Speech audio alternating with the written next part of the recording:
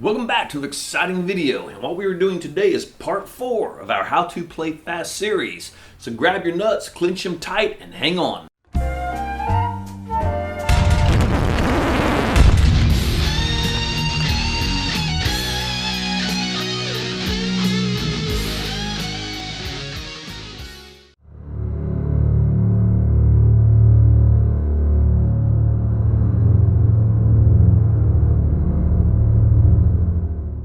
Alright, so here we go. We are now into part 4. It just seemed like a week ago I was putting up part 3.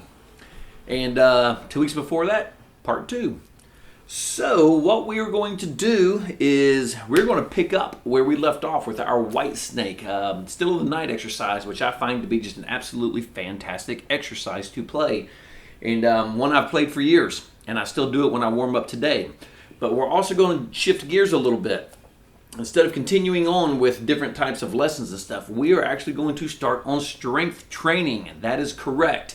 Those little fat ass sausage looking things hanging off your hand. These are called fingers.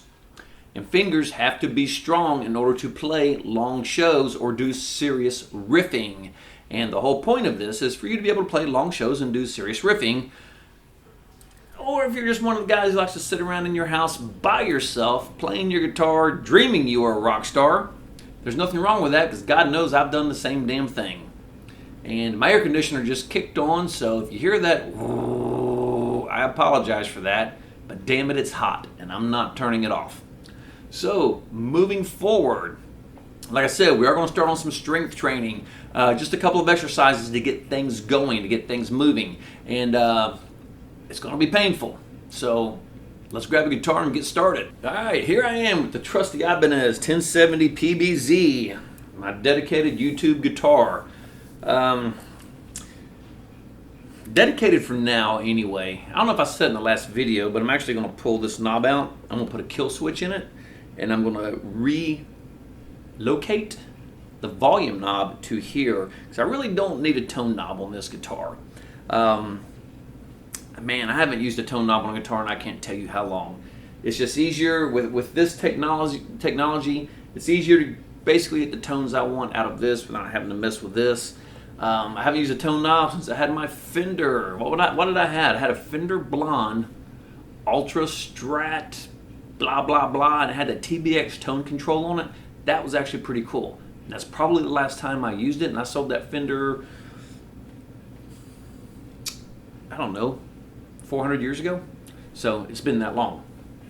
So this guitar may disappear for a while I do some minor work on there. I think I mentioned it on the last video. I do not know. So, but because of that, I have not tuned this up to E. I am still in E flat. I'm still in E flat. So if you're playing along with me and shit doesn't sound right, because your guitar's out of tune, because everything should be in E flat. Everything in the world should be in E flat. So moving on, we are going to pick up. Let's go over here to the Mighty Kemper, and let's see. Let's patch down. Bada bing, bada boom. Let's patch over. There we go. And on a quick note,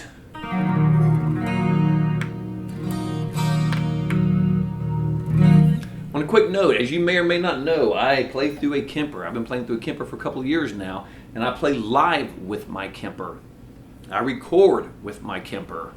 I sleep with my Kemper, and I have often gone on dates with my Kemper. But to that note, I'm kind of on the fence about an Axe-Fx 3. I've been kicking that around for a while now since it came out. And the problem is I hear as many good as I do bad about the Axe-Fx 3. And sound, like music, is incredibly subjective. So I gotta be honest, when, and granted it is YouTube world, but when I go on YouTube and I watch comparisons, I swear to you, the Kemper sounds better every time. So it's really kind of got me on the fence. I do not need 2 rack units. This is a rack unit, as you can tell. Because if I end up getting the Axe-Fx 3, I'd probably let go of the Kemper, because I won't gig with both. Because once I set my sounds, that's the sound I use, and I don't want to be bouncing back and forth between 2 different units. So I'm really on the fence about getting rid of my Kemper and buying an Axe FX3, but the last thing I want to do is get one and think, man, I made a mistake. This thing is a turd. I know several people who play Kempers. I don't know anybody who plays the fractal stuff, but obviously the fractal stuff works because a lot of people play the shit. So I got to thinking maybe I should just hang on to my Kemper and buy an FM3. Not too sure because of the power output of the FM3. Well, not the output, but just the power of the unit itself.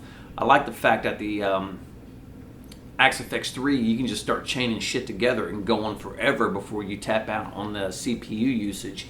On the FM3, I was watching a video and you can tap it out pretty quick. So I'm really on the fence. Of course, on this, you can't block a million things together. But if I wanted to, I could feasibly run 1, 2, 3, 4, 5, 6. I could feasibly run 7 delays on this Kemper, and you cannot do that on an FM3 because delay takes up a lot of power. I have no idea what the power of a Kemper is, but I do know it is badass. So what I've got here, this is my EL34 that I modeled for this Kemper that I profiled, and this is basically my 80s rock tone, and it's a good tone.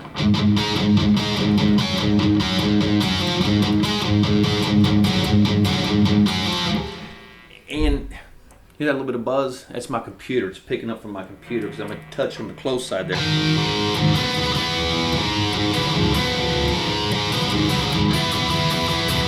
So if you hear a little zzz when I'm not playing, that's what it is. It's the gate kicking in, picking up buzz off my computer. And this is a really good tone. And then I've got a copy of this tone here. And this is basically the same thing, just with a shit ton more gain, as you can see here. And this is what I use for, Still of the Night and stuff like that.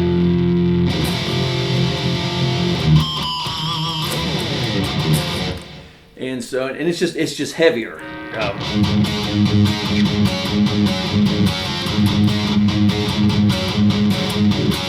And that is just an amazing tone.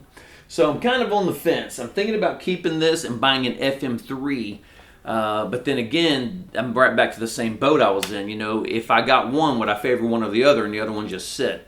Because I am besides guitars, because each guitar produces its own sound and has its own quirks and capabilities.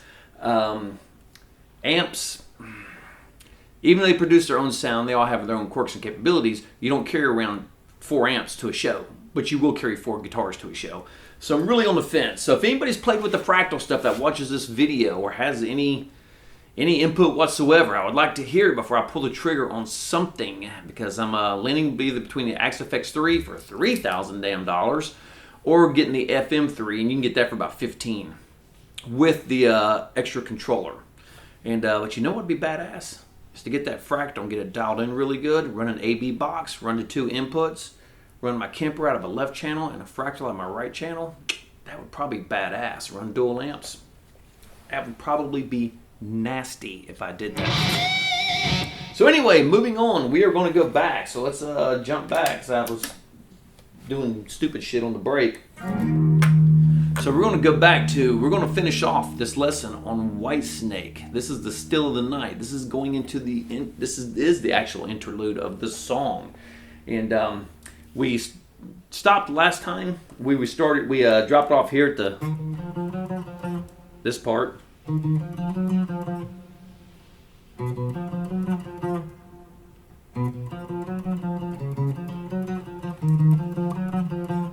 Turn that up a little bit.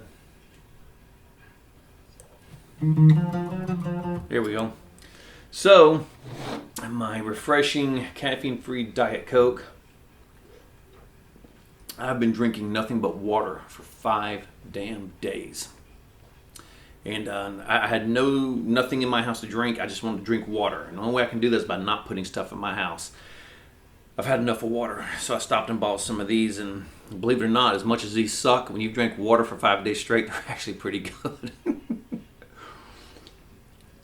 So, we're going to pick this up. We're going to carry on to the next part. We did the first part, which was basically this.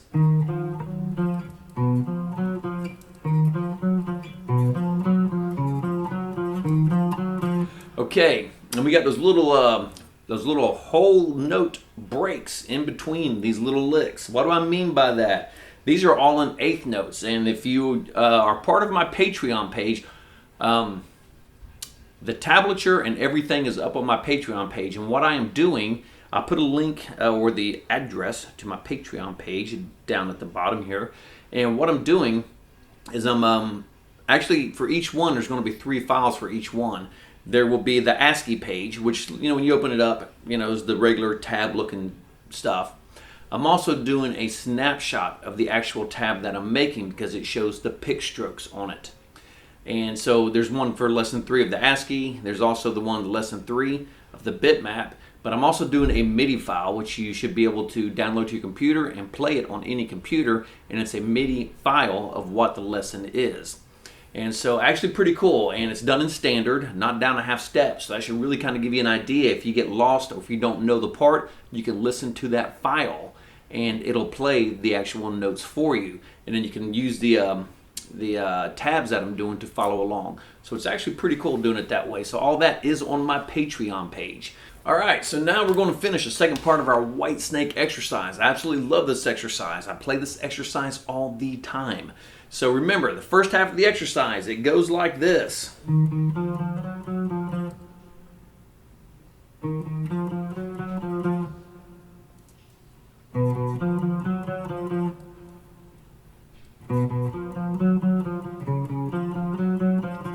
And then it repeats. Remember what I said, these two right here on the 4th string, 4th fret, 5th fret, these are always the constants in every one of these little passings that we make.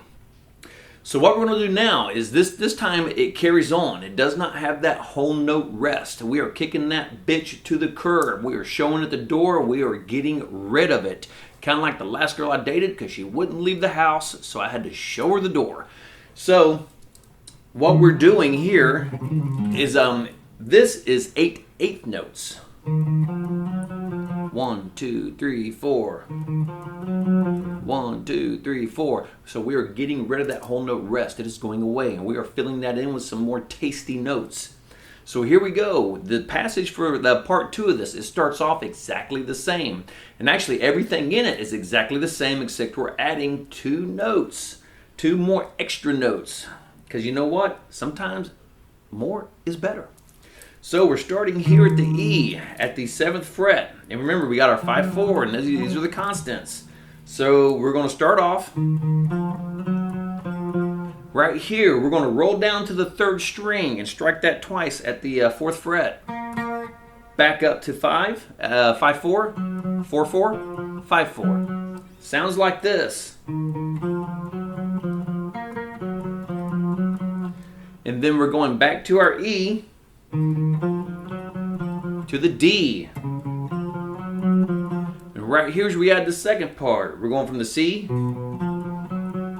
Now we are stretching up to the 3rd string, 7th fret. And then back to our 5, 4. Because these are always our constant. So you can, however, play that right here if you would choose. This is a D. This is a D also. So you can play the D here. The reason I don't like to play it there is because when you're playing live, sometimes things have a tendency to get pushed.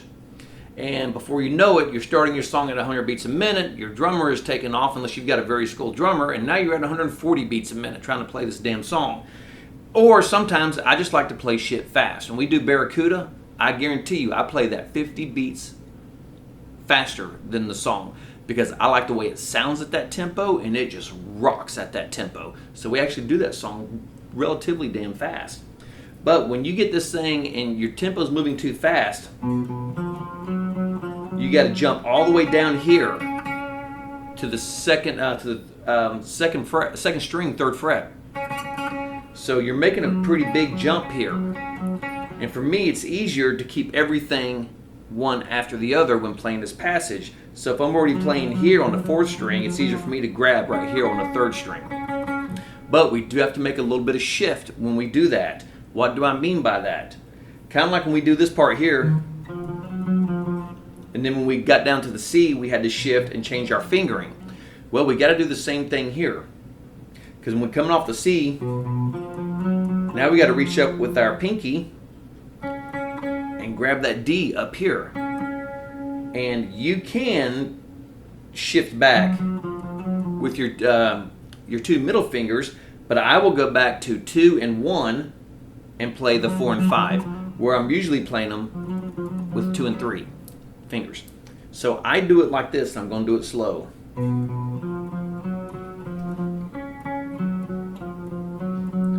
And then shift right here and reach over and grab that C again. And it repeats that whole passage again. So I'm going to play the whole thing slow so you can see what it sounds like. Remember, we're only adding in 2 more notes. We're adding in 4th fret, 3rd string, and at the 3rd string, 7th fret, or 3rd string, 7th fret, or the 2nd string, 3rd fret. Same notes. It's a good stretch. Same notes. Both of those are D's. All right, so I'm going to play the whole passage for you, and I'm going to play it relatively slow. So here we go. Let's rock and roll.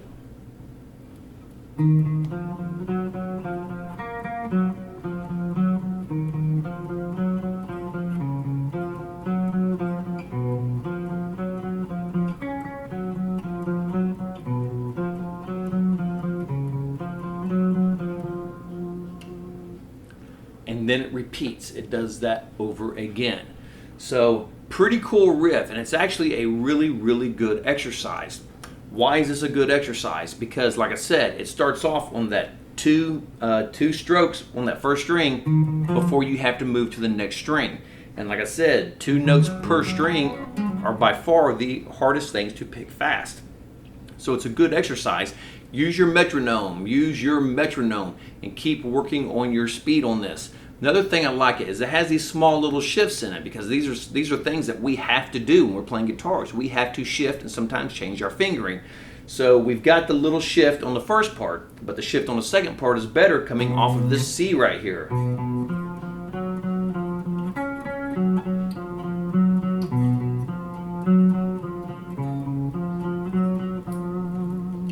So that is a fantastic exercise. So work that exercise. I promise it'll help you start to sync things up between here and here, because that's what's important, is getting everything in sync. You see a lot of players, and Lord, I've been guilty of it too. You start playing so fast with one hand, the people in the audience cannot decipher that it's not in time. But if you took off the distortion, it would be terrible. It would be terribly out of time. So this is a good exercise to help you sync things up, and I really like this. And let me tell you, when you get this thing rolling and you start moving the tempo up a little bit, this thing will start cooking along, and it gets kind of difficult. It's not the easiest little thing in the world to play. And we're going to have many, many, many more of the little exercises like that coming aboard. So moving on, now we're going to start working on strength training. That's right, like I said, those little fat ass things hanging off of your hands, they are called fingers. They are not sausages. They are not things that you use to take those damn corn dogs that you should not be eating them and stuffing them in your mouth and expanding. That's not what we're after here. We are here. We are gathered here today. We are gathered here today to be rock gods, and that's what we are working on. And hopefully I can achieve rock god status before I die, because I am an old bastard. And boy, time is relentless. It does not stop. It just keeps ticking along. So, on that note, and now that I've gotten everybody depressed, that you do know that we are, yes, all going to die, and why am I even learning to play guitar? Because you know what? It's enjoyable while you're here. So let's pick up the damn guitar and play. So we're going to do some strength training. So what we're going to do on strength training, pop knuckles, pop knuckles, pop knuckles. We're going to stretch. That's the first thing we're going to do, is we're going to stretch. Well, how do you stretch? What do you stretch? Well, that's what we're going to go over right now. What you want to do, and trust me, this does work, because limber fingers are happy fingers. Tight fingers, they ain't so damn happy. So grab your fingers and you want to extend your arm out and pull back, and you will feel it start to stretch all through here, because all this activates from these muscles right here. So we've got to get all this stuff, muscles and tendons, we got to get them all loose warmed up and ready to rock and roll. So take that and hold that for about 10 good seconds, 10, 15 seconds. Stretch it out. Don't do it to the point that it hurts your joint. But you do want it to hurt here. You want to feel the pull. After you're done with that, we're going to do the opposite. We're going to go this way, and you will feel it start to pull here. And because we got to get these things limbered out. After you get that done, take your thumb, grab it and bring it down, not too hard, because you don't want to screw up your wrist. Kind of just stretch it out there and then bring it back this way and stretch it out. And you will feel it pull here, because we got to get these things loose. Then the next thing we're going to do, these digits, take your hand, put it between them and separate. Put it between and separate. Put it between and separate. And yes, we're talking about hands. We're not talking about putting anything between anything else and separating. Right now we're just talking about hands. Okay, after you get your left hand and you're like, damn, that feels good, I'm ready to rock and roll. Guess what? We get to do it again with the right hand. Well, the right hand doesn't fret. You're right. The right hand does not fret. But the right hand is under just as much stress from the constant picking that it is doing. And it is constant. So it also needs a little love and affection. So let's stretch these dudes out real good. Let's get things nice and warmed up. Pop knuckles. Mine should be popped. Yes, everything's popped. Oh, thumbs were not. I have to pop my knuckles. All right, so now we've gotten things loose. The good thing about stretching is when everything is nice, loose, and limber, it helps the circulation in your hands. A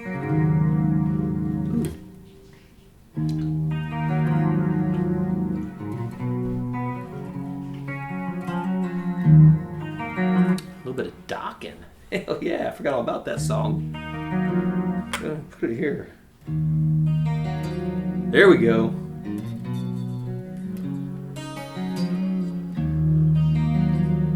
Love that song. With George Lynch for you. Moving on. So what we're going to do is we've got to strengthen both these hands, but we strengthen them in different ways, obviously. Since this hand is not picking, we don't worry about picking motions. Since this hand is not fretting, we don't worry about fretting motions, but we do worry about getting both of them strong. And we're strengthening different parts, because what's going to happen here is we are actually going to start strengthening this arm for our picking hand. And what we're going to do to get this started is we are going to do constant downstrokes. And it sucks. And yes, it will hurt. So what you want to do, mute, don't mute, doesn't matter. Guitar up, guitar down, doesn't matter. You're just going to get on that E and you're going to start downstroking. I like doing this to a tempo because there again, everything in our world is staying on the beat. And keep doing this. Do not stop. And I can assure you, when you start cresting around 30, 45 seconds, things are going to start getting really tight. When you start cresting around a minute, things are going to start locking up. And that is where you push through. It's kind of like lifting weights. You got that last rep, you feel it, and it's getting hard, but you got to push through it because that's where shit breaks down and the strength comes and the muscle grows. So crank that out there. Get you a nice little tempo at first. If you're not much of a down picker, and just kind of get you a nice little tempo going there. And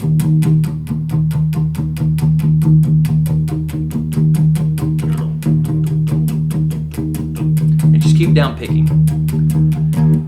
So keep that going. And what you want to do is you want to keep doing it to strengthen the muscle and then start increasing your speed. Because down picking, I can hear a difference when I'm down picking a note or when I'm alternate picking a note. I mean, you can hear it. It just doesn't have that force. And sometimes you want to be able to dig in, but some of the things that you might play might have extremely fast down picking. So used in metronome, well, why would I use a metronome for strengthening? Because we're also worried about timing. I'm going to repeat it again, like the great Sammy Hagar said. You miss the beat, you lose the rhythm, and nothing falls into place. And that is incredibly true, especially playing music. So do it to a metronome, but then start cranking the speed up. And I can assure you, your arm is going to get much faster, much tighter, much faster. Yeah. your arm much faster will get tighter, or get tighter much faster, however you want to say it. But you will not be able to roll it that long at that speed. So you want to work your way up to it, because you just don't want to jump down and start, oh, I'm tired, I'm done. It doesn't work that way, because it's like anything else. You've got to build stamina in the muscle. And quick note, you got to have energy in it. Energy would be ATP, which is adenosine triphosphate, which is actually what gives your muscles the energy to do what they do, in case you did not know. And you know what? That is going to be word of the day, adenosine triphosphate. That is word of the day. So apparently I am now going to start a word of the day section on my videos, and I will do it much earlier, but today the word of the day is adenosine triphosphate. Look it up. It's really cool shit. Why do I know that? Because I actually have a medical degree. That's when I went to school. That's what I went to school for, and had a very successful career until Obamacare, and that boop ejected me out of my career, and so now I do marketing. So moving on, so work on that, and right now just work on that downstroke, because we got to get that strength, and we got to get the energy in the muscles so we can go longer, harder. Moving on. All right. So now we're going to do some left hand stuff. Right now, right hand downstroke. Boom, boom, boom, boom, boom, boom, boom, boom, boom, boom, boom. So I got to worry about right now. Downstroke. So on the left hand. So of course you see all kinds of exercises for strength, and there's a bazillion of them out there. And on that note, a taste of my frosty beverage. So there's bunches of them out there. So some really good ones. This is one that I like doing right off the bat to work on strength. Is pick you a string, any string at any fret. It does not matter. We're going to do it right here on the 3rd string, and we're going to do it at the 5th fret. So what we're going to do is we're going to take this finger, and we're just going to keep it open, and we're just going to trill on this string.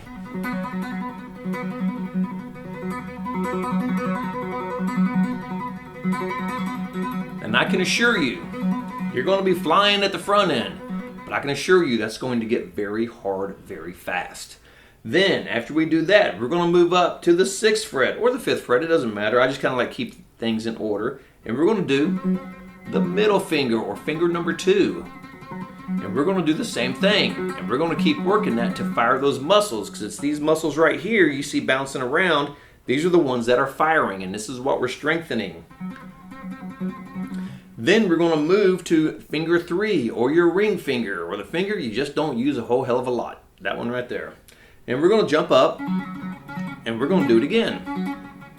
Now what you don't want to do is overlap these fingers like a lot of people will do, like this, because you're not helping that finger at all. So get this asshole off of his back, and just use that ring finger, and it gets hard quick. This is not a very strong finger, so it's going to get hard very fast. Jesus, the euphemisms. And then we're going to move up to the pinky. This is probably going to be one of the hardest ones, because your accuracy is going to probably be dog shit with your pinky. So if you have to move it slow to keep it on target, to get it going, that's fine. And just get it worked out, then start picking your speed up on it.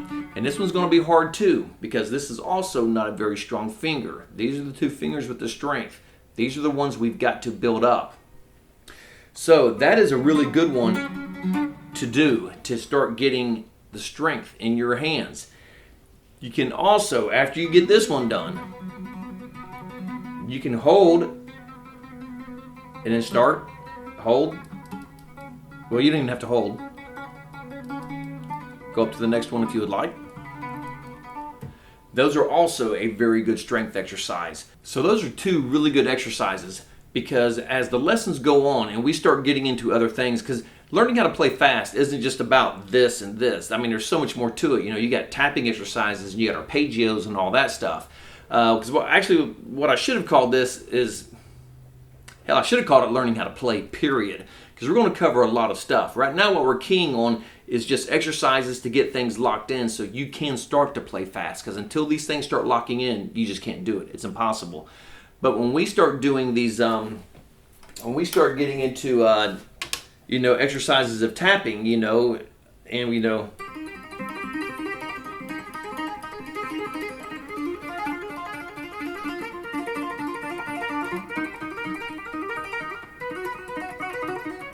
When we start getting into that, that actually takes a lot of strength. And playing Eruption, when you're coming back down, by the time you're coming down, your arm's going to be pretty cooked. These muscles are just going to be exhausted back here. But the hard part is when you're doing the quick shift, where he's doing the tap back and forth. That's actually one of the hardest parts. It takes a tremendous amount of energy to do that. So we've got to get all this stuff strengthened. And those 2 exercises I showed you, I mean, these are just very basic.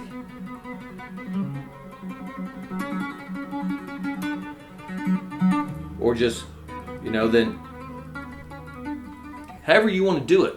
But the goal is to do it until you can't do it anymore. You keep going till that muscle exhausts. And then you do the same thing on the next one till that muscle exhausts. Do it again till the muscle exhausts. Again till the muscle exhausts. And that's how you build strength. You exhaust the muscle. You work it to fatigue, to failure. And it starts to strengthen the muscle. And don't worry, you're not going to end up with one big old arm over here and one small arm over here. It doesn't work that way. So on this hand, just keep it going. And you're going to feel it because you can see, I don't know if you can see it here, but it's working these muscles here off this finger, this muscle that's bouncing around.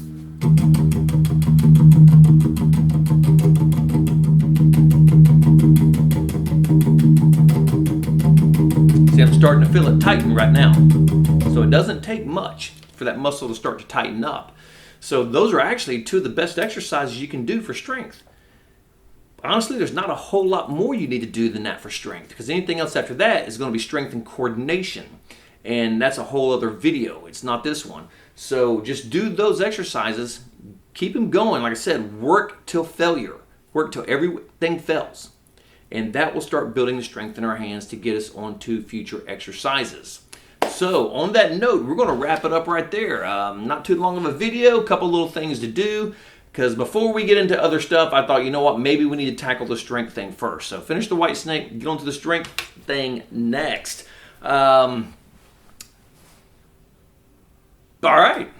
If you have any comments, put it down in the comments section. If you have any questions, put it down in the comments section. If you are familiar with the fractal stuff, let me know, because I am on the fence and it is chafing my ass sitting on it because I am straddling it. Once pushed to the right or left, I might snag a ball, and that's not going to be fun for me. So if you do have any information on the fractal, let me know. I'm tired of watching videos. I've watched all the videos I can. The bad thing about watching videos on comparisons is because I don't care who you are, you favor one or the other more. You don't like everything equally.